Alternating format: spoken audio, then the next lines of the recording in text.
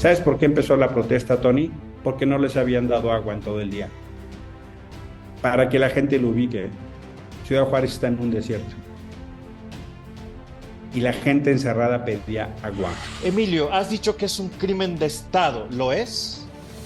Lo es, y de hecho es, para decirlo con claridad, es una tragedia que avergüenza a México ante el mundo. Claro que hubo negligencia criminal de guardias que no abrieron las puertas con los candados cerrados y dejar a la gente morir asfixiada o quemada. No solo es un crimen de Estado por lo que pasó, sino por cómo se está respondiendo.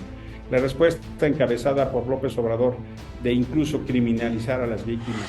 El secretario de Gobernación más ocupado en echar culpas, en seguir en campaña. Tony, al día siguiente de la tragedia estaba en Veracruz promoviendo una corcholata y promoviéndose a sí mismo. Esto podría retratar de cuerpo entero al gobierno y yo me iría de un crimen de Estado a un Estado fallido. ¿Sería así, Emilio? ¿Y por qué desatiende a los migrantes? Pues porque no votan, porque no le genera ningún lucro político a este gobierno, no le dan ningún beneficio. Esa es la cruda realidad. ¿Con qué autoridad moral vamos a pedir protección y respeto para las y los mexicanos en Estados Unidos si hacemos lo que pasa acá? Los dejaron perecer, los dejaron perder la vida. ¿Por qué, Emilio? ¿Por qué no abrieron esas rejas? Explícamelo, por amor de Dios.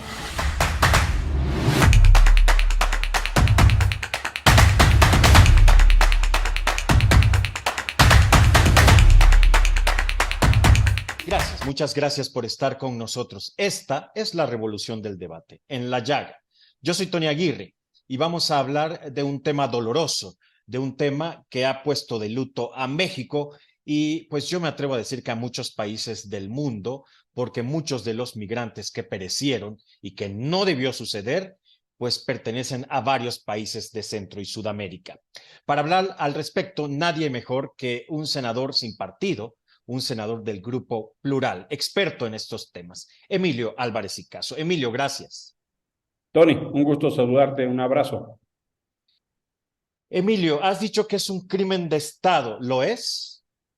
Lo es, y de hecho es, para decirlo con claridad, es una tragedia que avergüenza a México ante el mundo. Ya se pronunció el Papa, ya se pronunció el secretario general de Naciones Unidas, Amnistía Internacional, las cancillerías de países como Guatemala, Honduras, El Salvador, de hecho, han decretado duelo nacional. Y por supuesto, múltiples organizaciones de la sociedad civil de México, de Centroamérica, de Estados Unidos, múltiples voces, no solo porque era una tragedia evitable, sino porque es la consecuencia lógica de una política criminal, una política inhumana, como ha dicho Amnistía Internacional. Eh, claro que hubo negligencia criminal de guardias que no abrieron las puertas con los candados cerrados y dejar a la gente morir asfixiada o quemada. Claro que hay que revisar la actuación de un contraalmirante. Hoy se sabe, está en investigación, pero las versiones preliminares es que el contraalmirante Salvador González Guerrero dio la orden para no abrir. Pero ¿qué pasó antes? ¿Por qué llegamos a este extremo? Alguien tomó decisión de militarizar el Instituto Nacional de Migración, de poner militares donde debía haber civiles. Y claramente es un ejemplo de los costos de la militarización del país con gente que no tiene ni la capacidad, ni la formación, ni la sensibilidad para un cargo de esta naturaleza. Antes han hecho redadas, como pasó en Ciudad Juárez, que en contubernio con la autoridad municipal, que también es de Morena, el partido en gobierno, salieron a capturar a migrantes, incluso algunos recién deportados de Estados Unidos. Antes se tomó la decisión de que la Guardia Nacional detuviera como filtros a los migrantes en el país para perseguirlos como delincuentes, desde la frontera sur hasta el norte. Antes se tomó la decisión de deportarlos masivamente. Antes incluso se ha tomado la decisión de hacer de lo que dicen albergues verdaderas prisiones, como ha subrayado la conferencia del Episcopado Mexicano. Antes incluso se ha dejado en el abandono a los migrantes cuando denuncian los actos de extorsión, de corrupción, de abuso sexual, de vejaciones, de maltrato. Incluso se tomó la decisión de dejar en Tapachula, en Chiapas o en otros lugares del país, pero esencialmente en la frontera sur, a los migrantes de México que estaban en México, perdóname, esperando meses, si no es que años, un trámite de la autoridad mexicana, y que luego infelizmente me he tocado escuchar testimonios así, Tony, lo hice en Tapachula, lo hice en Tijuana, lo hice en la Ciudad de México, de gente que tenía ya por fin un trámite y Guardia Nacional en la cara les rompía el papel. Antes se tomó la decisión del gobierno de México de arrodillarse entre Donald Trump y aceptar un trato indigno para ser quien tuviera la contención de la migración. Y luego, este gobierno que dice que respeta los derechos de los migrantes, se arrodilla con Joe Biden y recibe a más de 30 migrantes expulsados en Estados Unidos, venezolanos, nicaragüenses, hondureños, que están huyendo de las crisis de sus países, y México los recibe como lo que se llama tercer país seguro, sin tener dónde duerman, dónde coman, dónde vayan al baño, dónde proteger a sus hijos e hijas. Es decir, es una política migratoria que viola estructuralmente los derechos humanos y que es una responsabilidad de Estado, pero también, Tony, y eso hay que decirlo con mucha claridad, no solo es un crimen de Estado por lo que pasó, sino por cómo se está respondiendo. La respuesta encabezada por López Obrador de incluso criminalizar a las víctimas, de irse por los funcionarios menores y de ver cómo los funcionarios responsables, como el titular del Instituto Nacional de Migración, que a estas fechas ya tendría que haber sido destituido y ahí sigue, o un secretario o subsecretario de Gobernación, Alejandro Encinas, que se lava las manos, un secretario de Gobernación más ocupado en echar culpas, en seguir en campaña. Tony, al día siguiente de la tragedia estaba en Veracruz promoviendo una corcholata y promoviéndose a sí mismo. Ese es el ejemplo de un funcionario que persigue sus ambiciones y desatiende sus responsabilidades. Y claro, toda esta política no se explica sin las decisiones de Andrés Manuel López Obrador, Tony. Eso lo hace un crimen de Estado, indudablemente. Oye, mi querido Emilio, has mencionado, y todos sabemos que ha dado la vuelta al mundo esta tristísima noticia, pues este incidente, accidente y crimen que no debió suceder. Dime una cosa, por qué al gobierno pareciera no importarle? Esto podría retratar de cuerpo entero al gobierno y yo me iría de un crimen de Estado a un Estado fallido. ¿Sería así, Emilio? Estoy totalmente de acuerdo con lo que dices, Tony, por el hecho de la desatención y la indolencia. Se está convirtiendo en un peligrosísimo cóctel entre negligencia e indolencia. Y claro que eso es una expresión de un Estado fallido. ¿Y por qué pasa esto? Pues porque a este gobierno solo le importa la disputa del poder, pero no le interesa gobernar.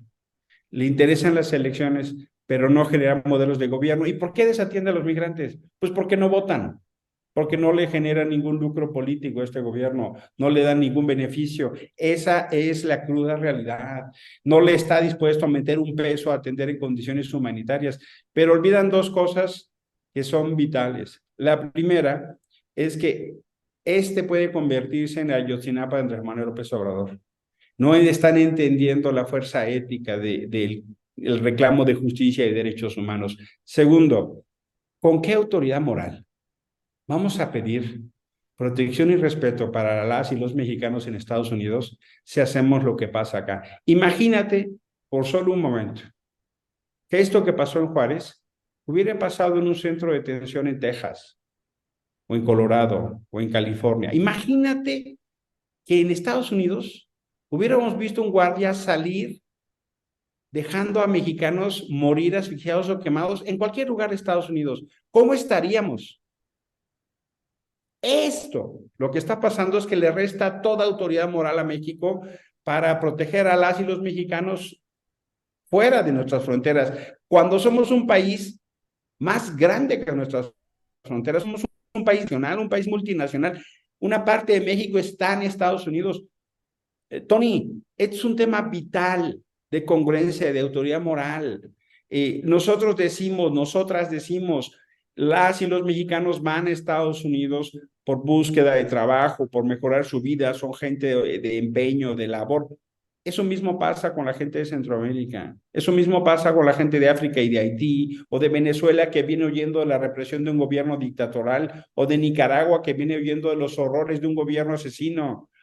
Tony, no puede ser otra más que la solidaridad. Y lo que ha hecho México, encabezado por este gobierno que tiene la política migratoria más regresiva que hemos visto en décadas, es afrontar el tema como un dilema de seguridad. Hoy, Tony, estamos viendo expresiones peligrosísimas de xenofobia, producto de la acción. Mira, yo estaba en Tapachula y atendí a una mamá que venía de Venezuela con 3 chiquitas. Me decían las niñitas, Tony, que tenían miedo de hablar porque si les escuchaban el acento los iban a identificar y los iban a deportar. Esa es una de las múltiples que sufren y viven los migrantes. Me ha tocado ver haitianos que se mueren deshidratados y conocer las denuncias de lo que ha pasado en Tijuana, o ha pasado en Mexicali, o ha pasado en Tabasco. Tony, se incendió una estación en Tabasco y se les advirtió.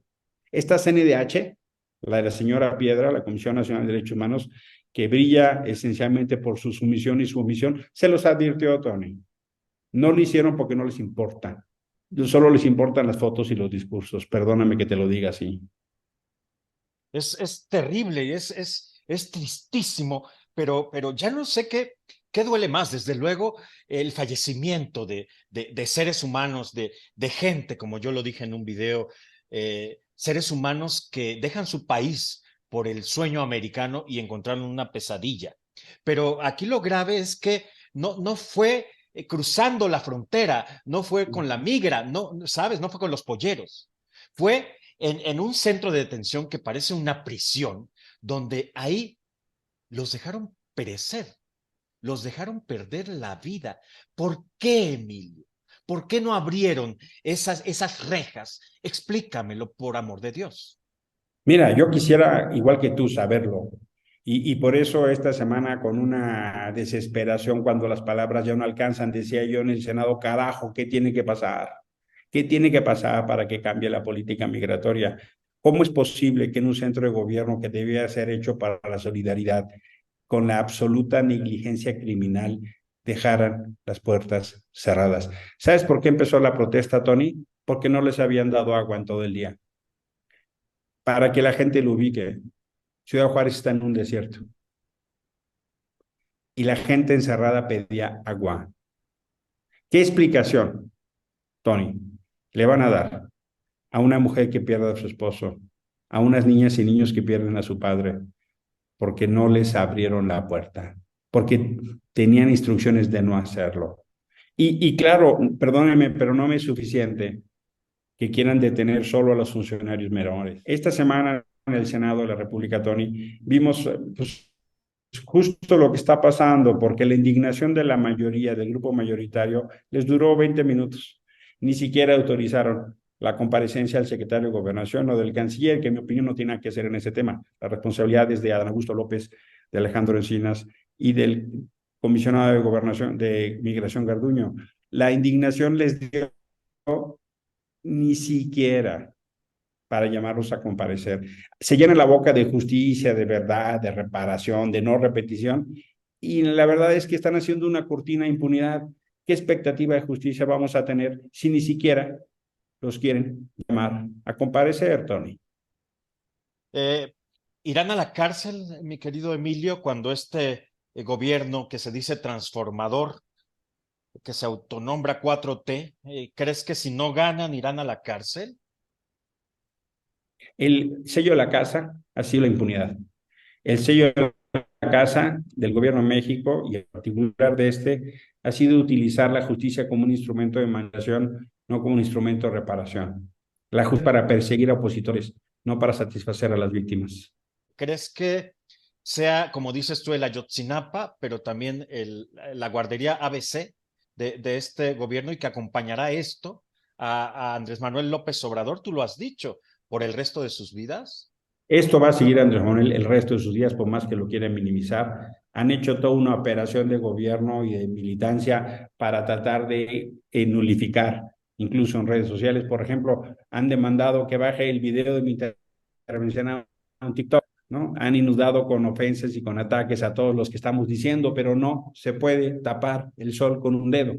Por supuesto que va a perseguir a López Obrador, y en la medida en que su impunidad y sus complicidades no permitan avanzar la justicia, claro que será un tema de Ayotzinapa, claro que será un tema de ABC u otros. ¿Por qué?